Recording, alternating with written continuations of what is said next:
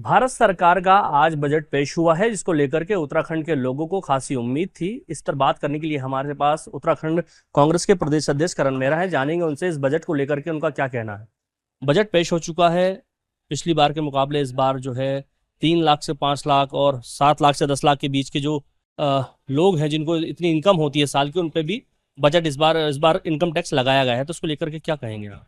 देखिए, बुरा निराशाजनक बजट है। एक तरफ महंगाई ने कमर तोड़ रखी है, बेरोजगारी ने परिवारों की कमर तोड़ दी है, पेंशन्स पहले ये बंद कर चुके हैं, इनसिक्योरिटी बढ़ी है और ऊपर से स्लैब जो नीचे लाए हैं टैक्सेस का, ये भी चिंताजनक है। अगर आप देखें तो हमको उम्मीद थी उत्तराखंड के परिप्रेक्ष्य में कि कुछ ना कुछ पुरानी पेंशन बहाली पे होगा, क्योंकि हमारे यहाँ से ज़्यादातर परिवारों से लोग नौकरियों में हैं यहाँ, क्योंकि बड़ी फैक्ट्रीज नहीं है, उद्योग धंधे नहीं हैं, तो वो भी कहीं पूरा होते हुए नहीं दिखाया गया। उसको एक सिरे से ओल्ड पेंशन स्कीम को खारिज किया गया।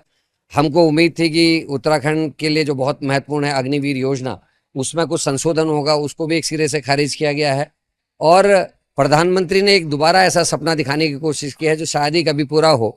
अब वो ना तो बुलेट ट्रेन की बात कर रहे, ना 100 स्मार्ट सिटीज की बात कर रहे, ना 2 करोड़ रोजगार की बात कर रहे जो पूरा नहीं हुआ, ना मेक इन इंडिया की बात कर रहे हैं। अब वो कर रहे हैं 2047 की बात, ताकि पत्रकार भी 2047 तक चुप रहे और विपक्ष भी 2047 तक चुप रहे। ये ऐसा एक मुंगेरी लाल का सपना जो शायद ही कभी पूरा हो सकेगा।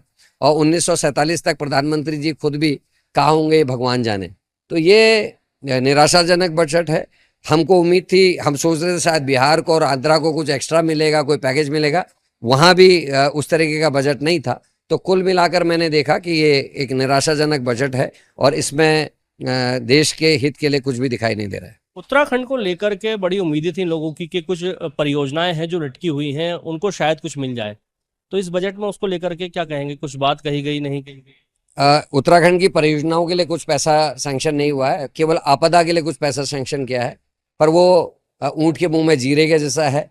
मुझे लगता था कि जो जोशीमठ है, बद्रीनाथ का पहला पड़ाव जो मुख्यतः है और जहाँ नरसिंह भगवान जी का भी घर है और जिसका अधिष्ठा जो है त्रिमुंडी जी हैं, बद्रीनाथ जी 6 महीने वहाँ रहते हैं, वहाँ के लिए कुछ अलग से बजट आएगा और उसके रख रखाव, उसके उत्थान के लिए, पुनर्गठन के लिए कुछ पैसा आएगा। पर ऐसा कुछ देखने को नहीं मिला, जो निश्चित ही निराश करने वाला है। यहाँ की कई परियोजनाएं लटकी पड़ी हैं जो केंद्र के बजट की वजह से रुकी हैं। उसके लिए मुझे लगा था कि कुछ बजट एलोकेट होगा, पर ऐसा कुछ देखने को इस बजट में नहीं मिला।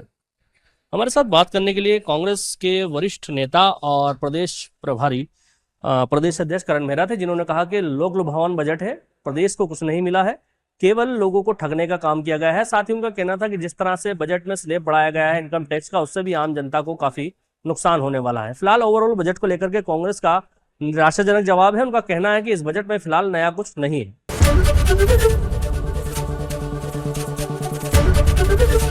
एबीपी गंगा, खबर आपकी, जुबान आपकी।